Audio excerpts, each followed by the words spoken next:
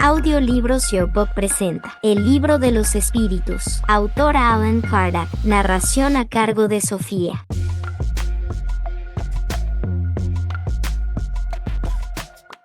Libro cuarto, capítulo 2. Penas y goces futuros. La nada, vida futura. Intuición de las penas y de los goces futuros. Intervención de Dios en las penas y en las recompensas. Naturaleza de las penas y de los goces futuros. Penas temporales. Expiación y arrepentimiento. Duración de las penas futuras. Resurrección de la carne. Paraíso, infierno y purgatorio. Paraíso perdido. Pecado original. La nada, vida futura. ¿Por qué el hombre, instintivamente, tiene horror a la nada? Porque la nada no existe. ¿De dónde proviene en el hombre el sentimiento instintivo de la vida futura? Ya lo hemos dicho, antes de encarnar, el espíritu conocía todas estas cosas, de modo que el alma guarda un vago recuerdo de lo que sabía y de lo que vio en el estado espiritual. En todos los tiempos el hombre se ha preocupado por su porvenir de ultratumba, y eso es muy natural. Sea cual fuere la importancia que atribuya a la vida presente, no puede dejar de considerar cuán breve es, y sobre todo cuán precaria, dado que puede ser interrumpida en cualquier momento. El hombre nunca está seguro del día de mañana. ¿Qué será de él después del instante fatal? La cuestión es importante, pues no se trata de algunos años, sino de la eternidad. Quien tiene que pasar largos años en un país extraño se preocupa por la situación en que se encontrará allí. Por consiguiente, como no habríamos de preocuparnos por la situación en que nos encontraremos al dejar este mundo, puesto que será para siempre, la idea de la nada tiene algo que repugna a la razón. Cuando llega el momento supremo, hasta el hombre más despreocupado se pregunta qué será de él, e involuntariamente aguarda con esperanza. Creer en Dios sin admitir la vida futura sería un absurdo. El sentimiento de una existencia mejor se encuentra en el foro interior de todos los hombres. No es posible que Dios lo haya puesto allí en vano. La vida futura implica la conservación de nuestra individualidad después de la muerte. En efecto, ¿qué nos importaría sobrevivir a nuestro cuerpo si nuestra esencia moral tuviera que perderse en el océano de lo infinito? Las consecuencias para nosotros serían las mismas que la nada. Intuición de las penas y de los goces futuros. ¿De dónde procede la creencia en las penas y en las recompensas venideras, que se encuentra en todos los pueblos? Es siempre lo mismo, presentimiento de la realidad que el hombre recibe del espíritu encarnado en él, porque, sabedlo bien, no en vano os habla una voz interior. Vuestro error es no escucharla lo suficiente. Si pensarais en eso más a menudo, seríais mejores. En el momento de la muerte, ¿cuál es el sentimiento que predomina en la gran mayoría de los hombres? ¿La duda, el temor o la esperanza? La duda en los escépticos empedernidos, el temor en los culpables, la esperanza en los hombres de bien. Dado que el alma transmite al hombre el sentimiento de las cosas espirituales, ¿por qué hay escépticos? Los hay menos de lo que creéis. Durante la vida, muchos se consideran espíritus fuertes por orgullo, pero en el momento de la muerte dejan de ser tan fanfarrones. La responsabilidad de nuestros actos es la consecuencia de la vida futura. La razón y la justicia nos dicen que, en el reparto de la felicidad a que todo hombre aspira, los buenos y los malos no pueden ser confundidos. No es posible que Dios pretenda que algunos disfruten, sin haber trabajado, de los bienes que otros solo alcanzan con esfuerzo y perseverancia. La idea que Dios nos da de su justicia y de su bondad mediante la sabiduría de sus leyes no nos permite creer que el justo y el malo se encuentren ante Él en la misma categoría. Tampoco nos permite dudar de que algún día habrán de recibir el uno la recompensa y el otro el castigo por el bien y el mal que hayan hecho. Por eso, el sentimiento innato que tenemos de la justicia nos da la intuición de las penas y de las recompensas futuras. Intervención de Dios en las penas y en las recompensas. ¿Se ocupa Dios personalmente de cada hombre? ¿No es Él demasiado grande y nosotros demasiado pequeños para que cada individuo en particular sea importante para Él? Dios se ocupa de todos los seres que ha creado, por pequeños que sean. Nada es demasiado poco para su bondad. ¿Tiene Dios necesidad de ocuparse de cada uno de nuestros actos para recompensarnos o castigarnos? La mayoría de esos actos no son insignificantes para Él. Dios tiene sus leyes que rigen todas vuestras acciones. Si las violáis, la culpa es vuestra. No cabe duda de que, cuando un hombre comete un exceso, Dios no emite un juicio en contra suyo para decirle, por ejemplo, has sido glotón, voy a castigarte, sino que ha trazado un límite. Las enfermedades, y a menudo la muerte, son la consecuencia de los excesos. Este es el castigo, el resultado de la infracción a la ley. Así sucede en todo. Todas nuestras acciones se encuentran sometidas a las leyes de Dios. No hay ninguna, por insignificante que nos parezca, que no pueda llegar a ser una violación de esas leyes. Si sufrimos las consecuencias de esa violación, solo debemos quejarnos de nosotros mismos, que así nos convertimos en los artífices de nuestra felicidad o de nuestra desdicha venideras. Esta verdad se torna evidente en el siguiente apólogo. Un padre ha dado a su hijo educación e instrucción, es decir, los medios para saber conducirse. Le cede un campo para cultivar y le dice, aquí tienes la regla que habrás de seguir y las herramientas necesarias para que la tierra sea fértil y puedas garantizar tu subsistencia. Te he dado instrucción para que comprendas dicha regla. Si la sigues, tu campo producirá mucho y te asegurará el descanso en la vejez. De lo contrario, no te rendirá nada y te morirás de hambre. Dicho eso, lo dejó en libertad de acción. No es verdad que ese campo producirá producirá de acuerdo con los cuidados con que se cultive, y que cualquier negligencia redundará en detrimento de la cosecha. Por consiguiente, en su vejez, ese hijo será feliz o desdichado conforme haya seguido o descuidado la regla que le trazó su padre. Dios, por su parte, es más previsor aún, pues nos advierte a cada instante si hacemos bien o mal. Nos envía a los espíritus para que nos inspiren, pero no los escuchamos. Además, existe otra diferencia. Dios da siempre al hombre el recurso de nuevas existencias, para que repare sus errores pasados, mientras que el hijo al que nos referimos no lo tendrá, en caso de que haya empleado mal su tiempo. Naturaleza de las penas y de los goces futuros. Las penas y los goces del alma después de la muerte, ¿tienen algo de material? No pueden ser materiales, puesto que el alma no es materia, lo dice el buen sentido. Esas penas y esos goces no tienen nada de carnal. Con todo, son 1000 veces más intensos que los que experimentáis en la tierra, porque el espíritu, una vez desprendido, es más impresionable. La materia ya no embota sus sensaciones. ¿Por qué el hombre suele hacerse una idea tan grosera y absurda acerca de las penas y de los goces de la vida futura? Inteligencia que aún no está suficientemente desarrollada. ¿Acaso el niño comprende del mismo modo que el adulto? Por otra parte, eso depende también de lo que se le haya enseñado. Esa enseñanza necesita una reforma. Vuestro lenguaje es demasiado incompleto para expresar lo que está fuera de vosotros. Ha sido necesario, entonces, recurrir a comparaciones, pero habéis tomado esas imágenes y esas figuras simbólicas por la realidad. No obstante, a medida que el hombre se instruye, su pensamiento comprende las cosas que su lenguaje no puede expresar. ¿En qué consiste la felicidad de los espíritus buenos? En conocer todas las cosas, en no tener odio, celos, envidia, ambición, ni ninguna de las pasiones que causan la desdicha de los hombres. El amor que los une es para ellos la fuente de una suprema felicidad. No experimentan las necesidades ni los padecimientos ni las angustias de la vida material. Son felices por el bien que hacen. Por lo demás, la dicha de los espíritus siempre es proporcional a su elevación. Si bien es cierto que solo los espíritus puros gozan de la dicha suprema, los demás no son desdichados. Entre los malos y los perfectos hay una infinidad de grados en que los goces son relativos al estado moral. Los que están suficientemente adelantados comprenden la felicidad de los que han llegado antes que ellos y aspiran a alcanzarla. Pero esa felicidad les resulta un motivo de emulación, no de envidia. Saben que de ellos depende lograrla y trabajan con ese fin, pero con la tranquilidad de la conciencia limpia, y son dichosos por no tener que sufrir lo que padecen los malos. Vosotros incluís la ausencia de necesidades materiales entre las condiciones de la felicidad para los espíritus. No obstante, la satisfacción de esas necesidades no constituye para el hombre una fuente de goces, sí, los goces del animal, y cuando no puede satisfacer esas necesidades experimentas un tormento. ¿Qué debemos entender cuando se dice que los espíritus puros están reunidos en el seno de Dios y ocupados en cantar sus alabanzas? Es una alegoría que representa la comprensión que ellos tienen de las perfecciones de Dios, porque lo ven y lo comprenden. Con todo, no hay que interpretarla más literalmente que a muchas otras. Todo en la naturaleza, desde el grano de arena, canta, es decir, proclama el poder, la sabiduría y la bondad de Dios. Pero no creas que los espíritus bienaventurados se encuentran en estado de contemplación por toda la eternidad. Sería una felicidad estúpida y monótona. Además, sería la felicidad del egoísta, puesto que su existencia constituiría una inutilidad sin término. Esos espíritus ya no sufren las tribulaciones de la existencia corporal, lo cual es de por sí un goce. Por otra parte, como hemos dicho, conocen y saben todas las cosas. Aprovechan la inteligencia que han adquirido para contribuir al progreso de los otros espíritus. Esa es su ocupación y, al mismo tiempo, un goce. ¿En qué consisten los padecimientos de los espíritus inferiores? Resultan tan variados como las causas que los han producido, y son proporcionales al grado de inferioridad, así como los goces lo son en relación con el grado de superioridad. Los padecimientos de los espíritus inferiores pueden resumirse así: envidiar todo lo que les falta para ser dichosos y no poder obtenerlo, ver la felicidad y no poder alcanzarla, pesar, celos, ira, desesperación que les impide ser dichosos, remordimiento, ansiedad moral indefinible. Tienen el deseo de todos los goces y no pueden satisfacerlos, lo cual es una tortura. La influencia que los espíritus ejercen recíprocamente es siempre buena, siempre es buena por parte de los espíritus buenos, no hace falta decirlo. En cambio, los espíritus perversos intentan apartar del camino del bien y del arrepentimiento a los que consideran susceptibles de dejarse llevar, y que a menudo son los mismos a quienes han conducido al mal durante la vida corporal. Entonces, ¿la muerte no nos libra de la tentación? No, aunque la acción de los espíritus malos es mucho menos importante en los otros espíritus que en los hombres, porque no cuentan con el auxilio de las pasiones materiales. Dado que no cuentan con el auxilio de las pasiones, ¿de qué modo actúan los espíritus malos para tentar a los otros espíritus? Si bien las pasiones no existen materialmente, aún se encuentran en el pensamiento de los espíritus atrasados. Para fomentar esos pensamientos, los espíritus malos llevan a sus víctimas hasta los lugares donde se les presenta el espectáculo de esas pasiones y de todo lo que pueda excitarlas. No obstante, ¿qué utilidad tienen esas pasiones, dado que su objeto ya no es real? En eso precisamente consiste el suplicio. El avaro contempla el oro que no puede poseer, el lujurioso presencia orgías en las que no puede participar, el orgulloso observa los honores que ambiciona y no puede disfrutar. ¿Cuáles son los mayores padecimientos que pueden sufrir los espíritus malos? No hay descripción posible de los tormentos morales que constituyen el castigo de algunos crímenes. El propio espíritu que los experimenta tendría que esforzarse para daros una idea de ellos. Sin embargo, el más horroroso es, con toda seguridad, seguridad la idea de estar condenado inexorablemente. En relación con las penas y los goces del alma después de la muerte, el hombre se forma una idea más o menos elevada, conforme al estado de su inteligencia. Cuanto más se desarrolla el hombre, tanto más esa idea se purifica y se desprende de la materia. Entonces él comprende las cosas desde un punto de vista más racional, y deja de interpretar al pie de la letra las imágenes de un lenguaje figurado. La razón, ya más esclarecida, al enseñarnos que el alma es un ser completamente espiritual, nos dice, por ese mismo motivo, que ella no puede ser afectada por las impresiones que solo ejercen una acción sobre la materia. Con todo, no se sigue de ahí que el alma se halle exenta de padecimientos, ni que deje de recibir el castigo por sus faltas. Las comunicaciones espíritas nos muestran el estado futuro del alma, ya no como una teoría, sino como una realidad. Ponen ante nuestros ojos todas las peripecias de la vida de ultratumba, pero nos las muestran al mismo tiempo como las consecuencias absolutamente lógicas de la vida terrenal. Y aunque estén desprovistas del aparato fantástico creado por la imaginación de los hombres, no son menos penosas para los que han hecho un mal uso de sus facultades. La diversidad de esas consecuencias es infinita. No obstante, podemos decir, en general, que cada uno es castigado por donde pecó. Así, algunos lo son por la vista incesante del mal que hicieron, otros, por los pesares, el temor, la vergüenza, la duda, el aislamiento, las tinieblas, la separación de los seres queridos, etc. ¿De dónde procede la doctrina del fuego eterno? Es una imagen que, como tantas otras cosas, ha sido tomada por la realidad. Sin embargo, el temor que esa doctrina genera no produce buen resultado. Fíjate a cuántos refrena, incluso entre los que la enseñan. Si enseñáis cosas que la razón habrá de rechazar más tarde, causaréis una impresión que no será duradera ni saludable. El hombre, impotente para expresar mediante el lenguaje la naturaleza de esos padecimientos, no ha encontrado una comparación más enérgica que la del fuego, pues para él el fuego es el modelo del más cruel suplicio y el símbolo de la acción más enérgica. Por eso, la creencia en el fuego eterno se remonta a la más remota antigüedad y los pueblos modernos la han heredado de los pueblos antiguos. Por eso, también, en su lenguaje figurado, el hombre dice, el fuego de las pasiones, arder de amor, de celos, etcétera, etcétera. Los espíritus inferiores comprenden la felicidad del justo, así es, y eso constituye su suplicio, pues comprenden que se hallan privados de esa felicidad por su propia culpa. Por esa razón, una vez desprendido de la materia, el espíritu aspira a una nueva existencia corporal, dado que cada existencia puede abreviar la duración de ese suplicio, en caso de que sea bien empleada. Elige, entonces, las pruebas mediante las cuales podrá expiar sus faltas, porque, tenedlo en cuenta, el espíritu sufre por el mal que ha hecho o que ha causado voluntariamente, por el bien que habría podido hacer y que no hizo, así como por el mal que resulta del bien que no ha hecho. El espíritu errante ya no tiene velo, se encuentra como si hubiera salido de la niebla y velo que lo aleja de la felicidad. En ese caso, sufre más, porque comprende cuán culpable ha sido. Para él ya no hay ilusión, ve la realidad de las cosas. El espíritu en estado errante, por un lado, abarca todas sus existencias pasadas, por el otro, ve el porvenir prometido y comprende lo que le falta para alcanzarlo. Tal como un viajero que, al llegar a la cima de una montaña, ve el camino recorrido y el que le falta recorrer para llegar a la meta. Ver a los espíritus que sufren, ¿no es para los espíritus buenos una causa de aflicción? En ese caso, ¿qué ocurre con su felicidad, dado que ha sido perturbada? No se trata de una aflicción, pues los espíritus buenos saben que el mal tendrá fin. Ayudan a los otros a mejorar y les tienden la mano. Esa es su ocupación, además de un goce cuando tienen éxito. Eso se entiende en el caso de los espíritus que les son extraños o indiferentes. Con todo, ver las tristezas y los padecimientos de aquellos a quienes han amado en la tierra no perturba su felicidad. Si no vieran esos padecimientos, sería porque vosotros les resultáis extraños después de la muerte. Ahora bien, la religión nos dice que las almas os ven. No obstante, los espíritus consideran vuestras aflicciones desde otro punto de vista. Saben que esos padecimientos son útiles para vuestro adelanto, en caso de que los soportéis con resignación. Por consiguiente, se afligen más por la falta de valor que os retrasa, que por los padecimientos en sí mismos, que solo son pasajeros. Dado que los espíritus no pueden ocultarse recíprocamente sus pensamientos y que conocen todos los actos de la vida, se sigue de ahí que el culpable se halla perpetuamente en presencia de su víctima. No puede ser de otro modo. Lo dice el buen sentido. Esa divulgación de nuestros actos reprensibles, así como la presencia constante de quienes han sido víctimas de ellos, constituyen un castigo para el culpable, mayor de lo que se piensa, pero solamente hasta que haya expiado sus faltas, ya sea como espíritu o bien como hombre, en nuevas existencias corporales. Cuando nosotros mismos estemos en el mundo de los espíritus, dado que todo nuestro pasado quedará al descubierto, el bien y el mal que hayamos hecho también habrán de conocerse. Es en vano que quien haya hecho el mal pretende escapar de la vista de sus víctimas. La presencia inevitable de esta será para él un castigo y un remordimiento incesante, hasta que haya expiado sus culpas, mientras que el hombre de bien, por el contrario, solo encontrará por todas partes miradas amistosas y benévolas. Para el malvado, no hay peor tormento en la tierra que la presencia de sus víctimas. Por ese motivo las evita sin cesar. ¿Qué será de él cuando, ya disipada la ilusión de las pasiones, comprenda el mal que ha hecho, vea develados sus actos más secretos y desenmascarada su hipocresía, sin que pueda sustraerse a su presencia? Mientras que el alma del hombre perverso es presa de la vergüenza, el pesar y el remordimiento, la del justo goza de una serenidad imperturbable. El recuerdo de las faltas que el alma cometió cuando aún era imperfecta no perturba su felicidad, incluso después de que se ha purificado. No, porque ha rescatado sus faltas y salió victoriosa de las pruebas a que se había sometido con ese fin. Las pruebas que debe sufrir para concluir su purificación no producen en el alma una inquietud penosa que perturba su felicidad, en el alma que aún se halla impura. Sí, por eso solo podrá gozar de una felicidad completa cuando se haya purificado. No obstante, en el caso del alma que ya se ha elevado, la idea de las pruebas que aún debe sufrir no tiene nada de penosa. El alma que ha llegado a cierto grado de pureza goza ya de la felicidad. La embarga un sentimiento de grata satisfacción. Es feliz por lo que ve, por todo lo que la rodea. Para ella se levanta el velo que le ocultaba los misterios y las maravillas de la creación, y las perfecciones divinas se le presentan en todo su esplendor. El lazo de simpatía que une a los espíritus de un mismo orden es para ellos una fuente de felicidad. La unión de los espíritus que simpatizan con miras al bien es para ellos uno de los mayores goces, porque no temen que esa unión se vea perturbada por el egoísmo. Esos espíritus forman, en el mundo completamente espiritualizado, familias que comparten los mismos sentimientos. En eso consiste la felicidad espiritual. Así como en vuestro mundo os agrupáis en categorías y sentís un cierto placer cuando estáis reunidos. El afecto puro y sincero que los espíritus experimentan, y de que son objeto, es una fuente de felicidad, porque allí no hay amigos falsos ni hipócritas. En la tierra, el hombre goza de las primicias de esa felicidad cuando encuentra almas con las cuales puede confundirse en una unión pura y santa. En una vida más purificada, ese goce será inefable e ilimitado, porque el hombre solo encontrará almas simpáticas a las que el egoísmo no habrá de enfriar. Todo es amor en la naturaleza, el egoísmo es el que lo mata. En el estado futuro del espíritu, ¿hay alguna diferencia entre quien, durante la vida, le temió a la muerte y quien la veía con indiferencia o incluso con alegría? La diferencia puede ser muy grande. Sin embargo, suele desaparecer con las causas que dieron lugar a ese temor o a ese deseo. Ya sea que le tema a la muerte, o bien que la desee, el hombre puede estar motivado por sentimientos muy diversos. Esos sentimientos son los que influyen en el estado del espíritu. Es evidente, por ejemplo, que en el caso de quien desea la muerte porque solo ve en ella el término de sus tribulaciones, se trata de una especie de rebeldía contra la providencia y contra las pruebas que debe sufrir. Es necesario profesar el espiritismo y creer en las manifestaciones para asegurarnos nuestra suerte en la vida futura. Si así fuera, se seguiría de ahí que los que no creen o no han sido capaces de instruirse están desheredados, lo cual sería absurdo. Solo el bien asegura la suerte venidera. El bien es siempre el bien, sea cual fuere el camino que conduzca a él. La creencia en el espiritismo nos ayuda a mejorar porque afirma las ideas acerca de algunos puntos del porvenir. Apresura el adelanto de los individuos así como el de las masas, porque nos permite tomar conciencia de lo que seremos algún día. Es un punto de apoyo, una luz que nos guía. El espiritismo nos enseña a soportar las pruebas con paciencia y resignación. Nos aparta de los actos que pueden demorar nuestra felicidad futura. De ese modo, el espiritismo contribuye a esa felicidad, pero no se ha dicho que sin él no podremos alcanzarla. Penas temporales. El espíritu que espía sus faltas en una nueva existencia, ¿experimenta padecimientos materiales? De no ser así, ¿es exacto decir que después de la muerte el alma solo experimenta padecimientos morales? Es muy cierto que cuando el alma está reencarnada las tribulaciones de la vida son un sufrimiento para ella. No obstante, solo el cuerpo padece materialmente. Vosotros decís a menudo, acerca de alguien que ha muerto, que no sufre más. Eso no siempre es cierto. Si bien como espíritu ya no tiene dolor físico, puede experimentar dolores morales más agudos, conforme a las faltas que haya cometido, y en una nueva existencia puede ser aún más desdichado. Así, quien ha sido un mal rico pedirá limosna y será presa de todas las privaciones de la miseria. El orgulloso padecerá todas las humillaciones. El que ha abusado de su autoridad y tratado a sus subordinados con desprecio y dureza, se verá forzado a obedecer a un amo más duro que lo que él mismo ha sido. Las penas y las tribulaciones de la vida constituyen la expiación de las faltas de otra existencia, en caso de que no sean la consecuencia de las faltas de la vida actual. Cuando hayáis dejado la tierra lo comprenderéis. El hombre que en la tierra se considera feliz porque puede satisfacer sus pasiones, es el que menos esfuerzos hace para mejorar. Con frecuencia espía desde esta vida esa dicha efímera. Con todo, sin ninguna duda, también habrá de espiarla en otra existencia tan material como esta. ¿Las vicisitudes de la vida son siempre el castigo de las faltas actuales? No, ya lo hemos dicho, son pruebas que Dios os ha impuesto o que vosotros mismos elegisteis en el estado de espíritu antes de encarnar para expiar las faltas que cometisteis en otra existencia. Las infracciones a las leyes de Dios, y sobre todo a la ley de justicia, nunca quedan impunes. Si eso no sucede en esta vida, necesariamente habrá de suceder en otra. Por esa razón, el que para vosotros es justo, suele ser castigado por su pasado. La reencarnación del alma en un mundo menos grosero es una recompensa, es la consecuencia de su purificación, porque a medida que los espíritus se purifican, encarnan en mundos cada vez más perfectos, hasta que se hayan despojado por completo de la materia y limpiado todas sus manchas, para gozar eternamente de la felicidad de los espíritus puros en el seno de Dios. En los mundos en que la existencia es menos material que en la tierra, las necesidades son menos groseras y menos intensos los padecimientos físicos. Los hombres ya no conocen las pasiones malas, que en los mundos inferiores siembran la enemistad entre ellos. Dado que no hay ningún motivo de odio ni de celos, viven en paz los unos con los otros, porque practican la ley de justicia, amor y caridad. No conocen las dificultades ni las preocupaciones engendradas por la envidia, el orgullo y el egoísmo, los cuales constituyen el tormento de nuestra existencia terrenal. ¿El espíritu que ha progresado en su existencia terrenal puede reencarnar a veces en este mismo mundo? Sí, en caso de que no no haya podido cumplir con su misión. Además, él mismo puede pedir la oportunidad de completarla en una nueva existencia. No obstante, en ese caso dejará de ser para él una expiación. ¿Qué sucede al hombre que, sin hacer el mal, no hace nada para liberarse de la influencia de la materia? Puesto que no ha dado ningún paso hacia la perfección, debe recomenzar una existencia de la misma naturaleza que la de la que ha dejado. Permanece estacionario, razón por la cual puede prolongar los padecimientos de la expiación. Hay personas cuya vida transcurre en absoluta calma. Como no tienen necesidad de hacer nada por sí mismas, se hallan exentas de preocupaciones. Esa existencia dichosa es una prueba de que no tienen nada que expiar de una existencia anterior. ¿Conoces a muchas personas en esa situación? Si así lo crees, te equivocas. A menudo la calma es solo aparente. Es posible que hayan elegido esa existencia, pero cuando la dejan se percatan de que no les ha servido para progresar. Entonces, como el perezoso, lamentan el tiempo perdido. Sabed que solo mediante la actividad del espíritu puede adquirir conocimientos y elevarse. Si se duerme en la indolencia, no adelanta. Se asemeja a aquel que según vuestras costumbres tiene necesidad de trabajar pero sale a pasear o se acuesta con la intención de no hacer nada. Sabed también que cada uno tendrá que dar cuenta de la inutilidad voluntaria de su existencia. Esa inutilidad siempre es fatal para la dicha venidera. La felicidad futura es proporcional a la suma del bien que se ha hecho. Asimismo, la desdicha futura es proporcional a la suma del mal que se ha hecho y de las personas a las que se ha perjudicado. Hay personas que, sin ser realmente malas, hacen desdichados a quienes las rodean debido a su carácter. ¿Cuál es para ellas la consecuencia de eso? Con toda seguridad esas personas no son buenas, y su expiación consistirá en ver a aquellos a quienes han hecho desdichados, cuya presencia será para ellas un reproche. Además, en otra existencia, padecerán lo que han hecho sufrir: expiación y arrepentimiento. El arrepentimiento tiene lugar en el estado corporal o en el espiritual. En el estado espiritual. No obstante, también puede tener lugar en el estado corporal, cuando comprendéis correctamente la diferencia entre el bien y el mal. ¿Cuál es la consecuencia del arrepentimiento en el estado espiritual? El deseo de una nueva encarnación para purificarse. El espíritu comprende las imperfecciones que le impiden ser feliz, por eso aspira a una nueva existencia en que podrá expiar sus faltas. ¿Cuál es la consecuencia del arrepentimiento en el estado corporal? Avanzar desde la vida presente si se tiene tiempo de reparar las faltas. Cuando la conciencia formula un reproche y señala una imperfección, siempre se puede mejorar. ¿No hay hombres que solo poseen el instinto del mal y son inaccesibles al arrepentimiento? Te he dicho que se debe progresar sin cesar. Aquel que en esta vida solo posee el instinto del mal, habrá de poseer el del bien en otra. Por eso renace muchas veces, pues es necesario que todos avancen y lleguen a la meta. Conforme a su deseo, algunos lo harán en un tiempo más breve, otros en uno más prolongado. Aquel que solo posee el instinto del bien ya se ha purificado, pues ha podido tener el instinto del mal en una existencia anterior. El hombre perverso que no ha reconocido sus faltas durante la vida, ¿lo hace siempre después de la muerte? Sí, siempre. Entonces sufre más, porque siente todo el mal que ha hecho o que ha causado voluntariamente. No obstante, el arrepentimiento no siempre es inmediato. Hay espíritus que se obstinan en el camino del mal a pesar de sus padecimientos. Con todo, tarde o temprano habrán de reconocer que tomaron el camino equivocado y llegará el arrepentimiento. Los espíritus buenos trabajan para esclarecerlos, y vosotros también podéis hacerlo. Hay espíritus a los que, sin ser malos, su propia suerte les resulta indiferente. Hay espíritus que no se ocupan de nada útil, se mantienen a la expectativa, pero en ese caso sufren de manera proporcional. Además, como en todo debe haber progreso, ese progreso se pone de manifiesto a través del dolor. ¿Esos espíritus no tienen el deseo de abreviar sus padecimientos? Lo tienen, sin duda, pero no tienen suficiente energía para querer lo que podría aliviarlos. ¿Cuántas personas hay entre vosotros que prefieren morirse en la miseria antes que trabajar? Dado que los espíritus ven el mal que resulta para ellos a causa de sus imperfecciones, ¿a qué se debe que haya algunos que agravan su situación y prolongan su estado de inferioridad haciendo el mal como espíritus y apartando a los hombres del camino del bien? Los que actúan de ese modo son espíritus cuyo arrepentimiento es tardío. El espíritu arrepentido puede luego dejarse llevar nuevamente al camino del mal por otros espíritus aún más atrasados. Vemos algunos espíritus que, pese a su notoria inferioridad, son accesibles a los sentimientos buenos y se conmueven con las oraciones que se hacen para ellos. ¿A qué se debe que otros espíritus, a quienes deberíamos considerar más esclarecidos, muestren una obstinación y un cinismo que nada puede atenuar? La oración solo produce efecto cuando se hace a favor del espíritu que se arrepiente. En aquellos que, incitados por el orgullo, se sublevan contra Dios y persisten en sus extravíos, e incluso los exageran, como hacen algunos espíritus desdichados, la oración no produce ningún efecto, ni podrá hacerlo hasta el día en que una chispa de arrepentimiento se manifieste en ellos. No debemos perder de vista que el espíritu, después de la muerte del cuerpo, no se transforma de manera súbita. Si su vida ha sido reprensible, se debe a que era imperfecto. Ahora bien, la muerte no lo vuelve perfecto de inmediato. Puede persistir en sus errores, en sus falsas opiniones y en sus prejuicios, hasta que se haya esclarecido mediante el estudio, la reflexión y el sufrimiento. La expiación se lleva a cabo en el estado corporal o en el estado de espíritu. La expiación se lleva a cabo durante la existencia corporal, mediante las pruebas a que el espíritu se encuentra sometido, y en la vida espiritual, mediante los padecimientos morales inherentes al estado de inferioridad del espíritu. El arrepentimiento sincero durante la vida es suficiente para borrar las faltas y obtener la gracia de Dios. El arrepentimiento contribuye a a que el espíritu mejore, pero el pasado debe ser expiado. Según esto, si un criminal dijese que no tiene necesidad de arrepentirse, ya que de todos modos debe expiar su pasado, ¿qué consecuencias tendría eso para él? Si se obstina en la idea del mal, su expiación será más prolongada y más penosa. ¿Podemos, desde esta vida, rescatar nuestras faltas? Sí, mediante su reparación. Sin embargo, no penséis en rescatarlas con unas pocas privaciones pueriles o con la distribución de vuestros bienes después de la muerte, cuando ya no los necesitáis. Dios no toma en cuenta en modo alguno un arrepentimiento estéril, que siempre resulta fácil, y que solo cuesta el esfuerzo de golpearse el pecho. Perder un dedo meñique mientras se presta un servicio borra más faltas que padecer durante años el tormento del cilicio sin otro objetivo que el bien de sí mismo. El mal solo se repara con el bien. La reparación no tiene ningún mérito si no alcanza al hombre ni en su orgullo ni en sus intereses materiales. ¿De qué le sirve, para justificarse, restituir después de la muerte los bienes mal habidos, cuando ya no les sirven y les ha sacado todo el provecho? ¿De qué le sirve privarse de algunos goces fútiles y de algunas cosas superfluas, si no reparó el daño que ha hecho a otros? ¿De qué le sirve, por último, humillarse ante Dios, si conserva su orgullo ante los hombres? No hay ningún mérito en asegurarnos que después de la muerte los bienes que poseíamos sean utilizados para hacer el bien. Ningún mérito no es la expresión adecuada, pues siempre es mejor obrar de ese modo que no hacer nada. Con todo, la desgracia radica en que el hombre que solo distribuye sus bienes después de la muerte suele ser más egoísta que generoso. Pretende tener el honor de hacer el bien sin esforzarse. En cambio, quien se priva de sus bienes en vida tiene un doble beneficio: el mérito del sacrificio y el placer de ver a las personas a quienes ha hecho felices. No obstante, el egoísmo le dice: lo que das a otros es lo que quitas a tus propios goces. Y como el egoísmo grita más fuerte que el desinterés y la caridad, el hombre acumula bienes con el pretexto de sus necesidades y de las exigencias de su posición.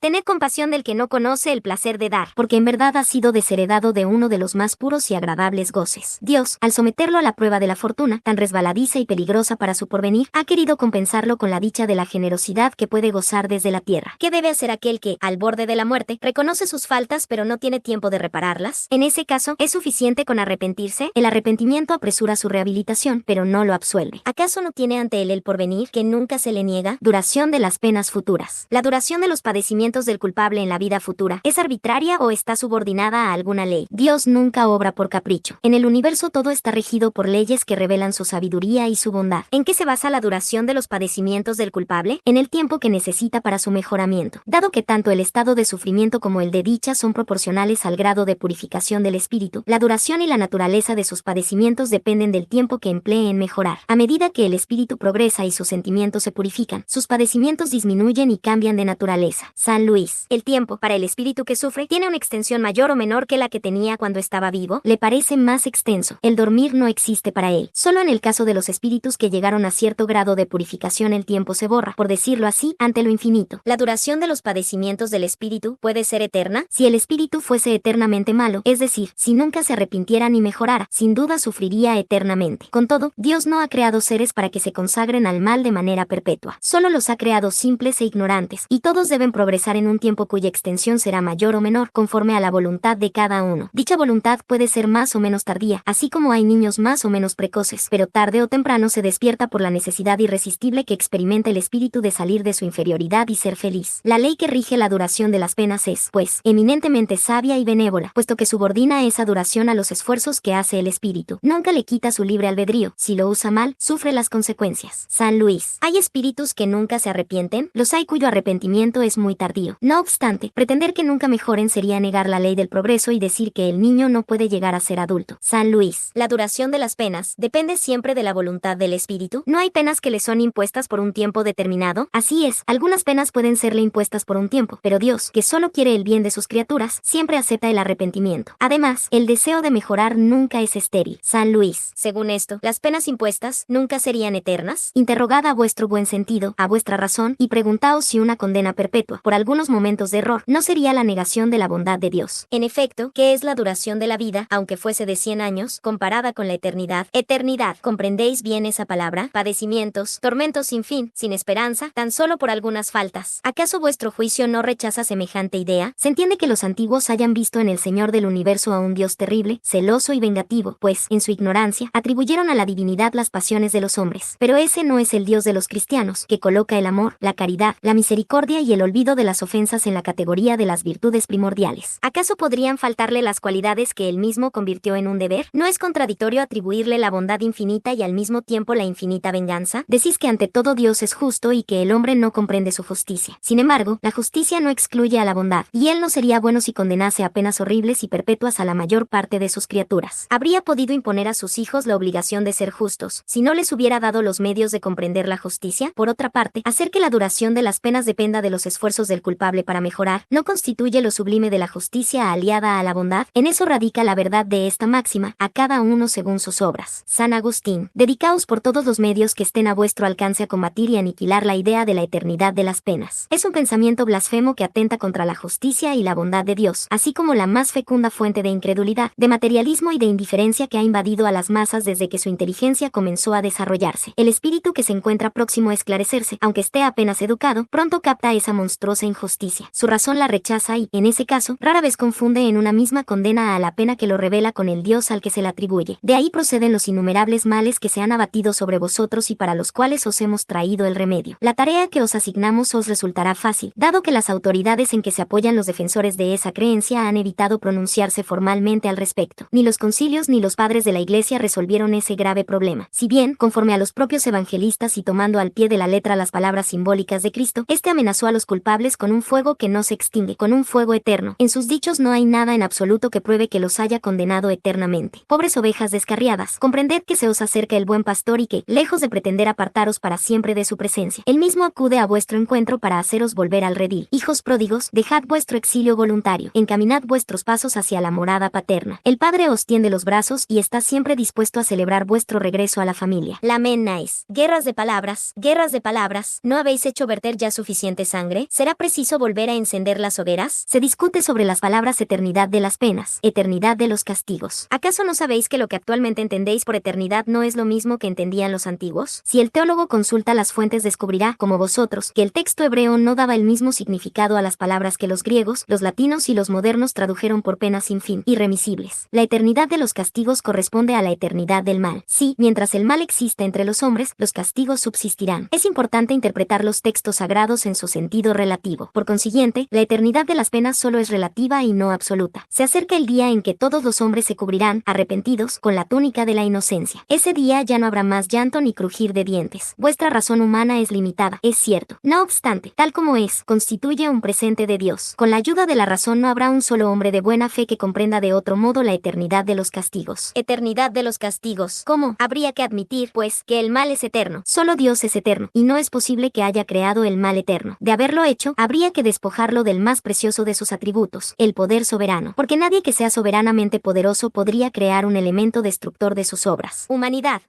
no sumerjas más tu mirada melancólica en las profundidades de la tierra para buscar allí los castigos. Llora, espera, espía y refúgiate en la idea de un Dios intrínsecamente bueno, absolutamente poderoso y esencialmente justo. Platón. Tender hacia la unidad divina, tal es el objetivo de la humanidad. Para alcanzarlo, tres cosas son necesarias: la justicia, el amor y la ciencia. Tres cosas se oponen y son contrarias a él: la ignorancia, el odio y la injusticia. En efecto, en verdad os digo que faltáis a esos principios fundamentales al comprometer la idea de Dios mediante la exageración de su severidad. La comprometéis doblemente al dejar que penetre en el espíritu de la criatura la suposición de que en ella hay más clemencia, mansedumbre, amor y auténtica justicia que las que atribuís al ser infinito. También destruís la idea del infierno al tornarlo ridículo e inadmisible para vuestras creencias, del mismo modo que lo es para vuestros corazones el horrible espectáculo de los verdugos, de las hogueras y las torturas de la Edad Media. ¿Cómo, pues, cuando la era de las represalias ciegas ha sido desterrada definitivamente de las legislaciones humanas, vosotros pretendéis mantenerla como un ideal? Oh, creedme, hermanos en Dios y en Jesucristo, creedme, resignaos a dejar que perezcan en vuestras manos todos vuestros dogmas, antes que permitir que se modifiquen, o bien dadles nueva vida y hacerlos accesibles a los benéficos efluvios que los buenos derraman sobre ellos en este momento. La idea del infierno, con sus hogueras ardientes y sus calderas en ebullición, puede ser tolerada, es decir, perdonable, en un siglo de hierro, pero en el siglo XIX no es más que un vano fantasma, adecuado, a lo sumo, para asustar a los niños, aunque ya no crean en él cuando llegan a adultos. Al persistir en esta mitología horrorosa engendráis la incredulidad, madre de la desorganización social. Tiemblo al ver un orden social quebrantado, que se desploma sobre sus bases por carecer de una sanción penal. Así pues, hombres de fe ardiente y viva, vanguardia del día de la luz, manos a la obra, no para mantener fábulas anticuadas, y de ahora en adelante desacreditadas, sino para revivificar, para reavivar la verdadera sanción penal, bajo formas que tengan relación con vuestras costumbres y con vuestros sentimientos, así como también con las luces de vuestra época. ¿Quién es, en efecto, el culpable? El que por una desviación, por un falso movimiento del alma, se aleja del objetivo de la creación, que consiste en el culto armonioso de lo bello y del bien, idealizados por el modelo humano, por el hombre Dios, por Jesucristo. ¿Qué es el castigo? La consecuencia natural derivada de ese falso movimiento. Una suma de dolores necesarios necesarios para que el culpable se disuada de su deformidad, mediante la experimentación del sufrimiento. El castigo es el aguijón que cita al alma, a través de la amargura, para que se repliegue en sí misma y vuelva al puerto de salvación. El único objetivo del castigo es la rehabilitación, la liberación. Pretender que el castigo sea eterno por una falta que no ha sido eterna, equivale a negarle toda su razón de ser. Oh, en verdad os digo, cesad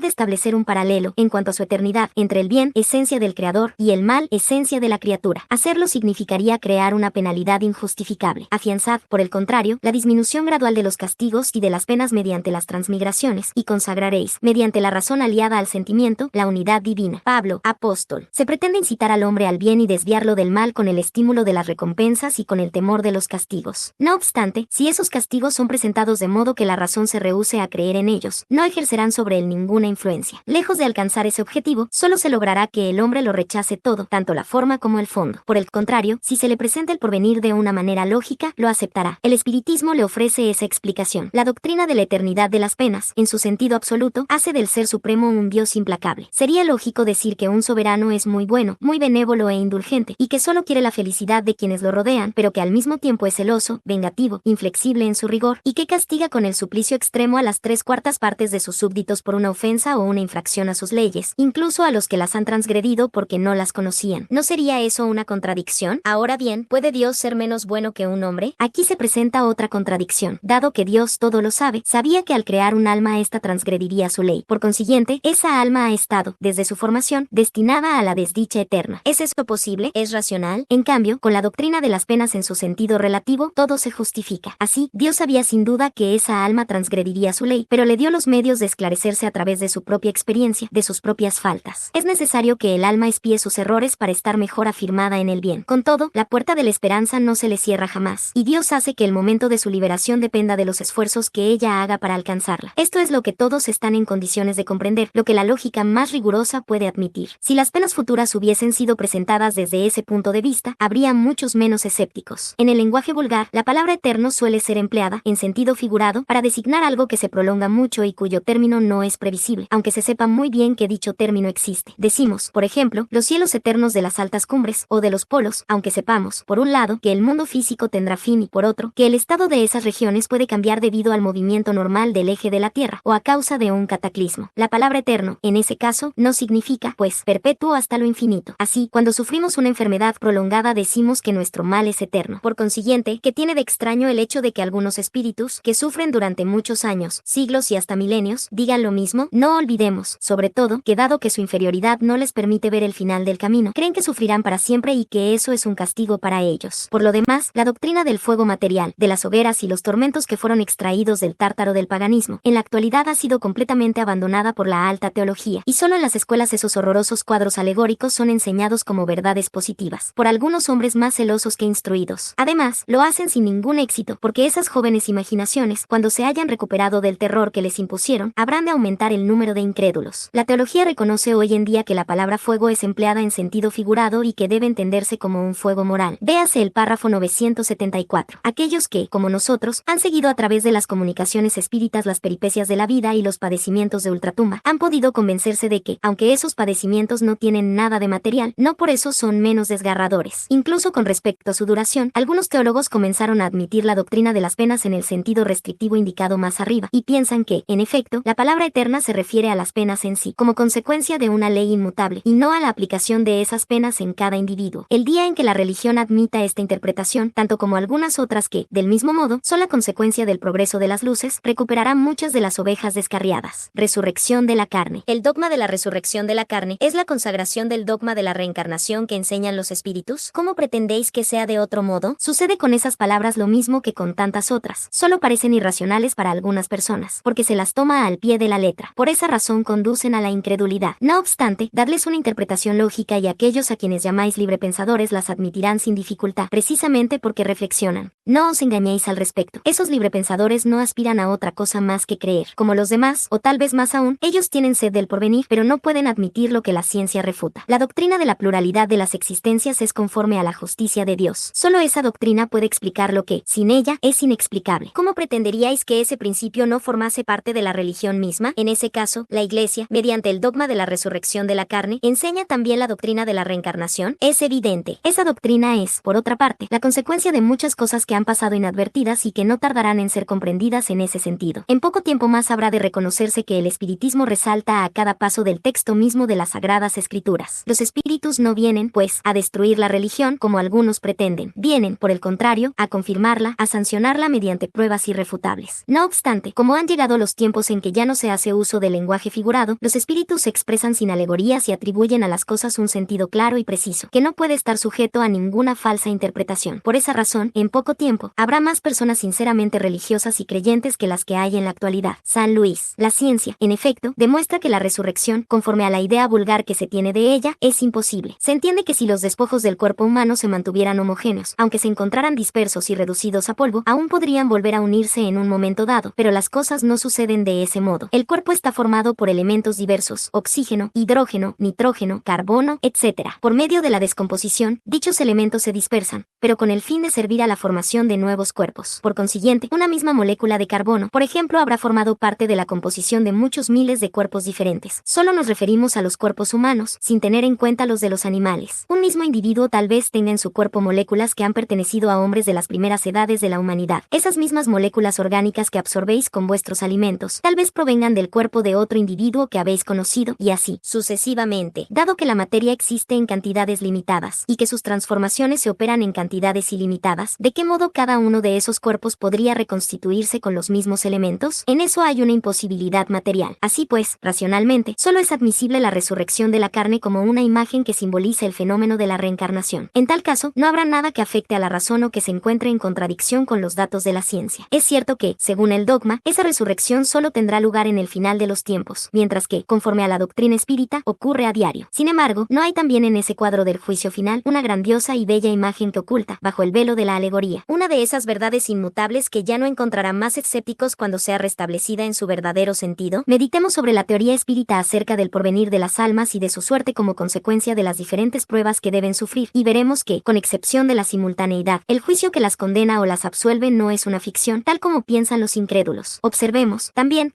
que esa teoría es la consecuencia natural de la pluralidad de los mundos, hoy absolutamente admitida, mientras que, según la doctrina del juicio final, la Tierra es considerada como el único mundo que está habitado. Paraíso, infierno y purgatorio. Paraíso perdido. Pecado original. ¿Existe en el universo un lugar circunscrito destinado a las penas y los goces de los espíritus, según sus méritos? Ya hemos respondido a esa pregunta. Las penas y los goces son inherentes al grado de perfección de los espíritus. Cada uno de ellos encuentra en sí mismo el principio de su felicidad o de su desdicha. Además, como están en todas partes, no hay ningún lugar circunscrito ni cerrado destinado a uno más que a otro. En cuanto a los espíritus encarnados, son más o menos felices o desdichados conforme al grado de adelanto del mundo en el que habitan. Según eso, el infierno y el paraíso no existen tal como el hombre se los representa, no son más que símbolos. En todas partes hay espíritus felices y espíritus desdichados. No obstante, como también hemos dicho, los espíritus de un mismo orden se reúnen por simpatía, aunque cuando son perfectos pueden reunirse donde prefieran. La localización absoluta de lugares destinados a las penas y las recompensas solo existe en la imaginación del hombre. Proviene de la tendencia de éste a materializar y a circunscribir las cosas cuya esencia infinita no puede comprender. ¿Qué se debe entender por purgatorio? Dolores físicos y morales. El tiempo de la expiación. Casi siempre sufrís vuestro purgatorio en la tierra, donde Dios os hace expiar vuestras faltas. Lo que el hombre denomina purgatorio también es un símbolo, por el que debe entenderse no un lugar determinado, sino el estado de los espíritus imperfectos que se hallan en expiación hasta que alcancen la purificación completa, que habrá de elevarlos a la categoría de espíritus bienaventurados. Dado que esa purificación se opera en las diversas encarnaciones, el purgatorio consiste en las pruebas de la vida corporal. ¿Cómo se explica que espíritus que revelan su superioridad a través del lenguaje hayan respondido a personas muy serias acerca del infierno y el purgatorio, conforme a la idea que vulgarmente se tiene de ellos? Hablan un lenguaje que sea comprensible para las personas que los interrogan. Cuando esas personas están demasiado imbuidas de ciertas ideas, los espíritus no quieren contrariarlas de un modo demasiado brusco, a fin de no herir sus convicciones. Si un espíritu le dijera a un musulmán, sin tomar ninguna precaución oratoria, que Mahoma no es un profeta, sería muy mal recibido. Se entiende que así ocurre con los espíritus que quieren instruirnos. Sin embargo, ¿cómo se explica que algunos espíritus interrogados acerca de su situación hayan respondido que sufren los tormentos del infierno o del purgatorio? Cuando los espíritus son inferiores y no están completamente desmaterializados, conservan en parte sus ideas terrenales y expresan sus impresiones con los términos que les son familiares. Se encuentran en un medio que solo les permite sondear el porvenir de un modo parcial. Por esa causa, algunos espíritus errantes, o cuyo desprendimiento es reciente, consiguiente, suelen hablar como lo habrían hecho si estuvieran vivos. La palabra infierno puede traducirse en el sentido de una vida de pruebas extremadamente penosa, con la incertidumbre acerca de una vida mejor. En el caso de purgatorio, también como una vida de pruebas, pero con la conciencia de un porvenir mejor. Cuando experimentas un dolor intenso, no te dices a ti mismo que sufres como un condenado, no son más que palabras, y siempre con sentido figurado.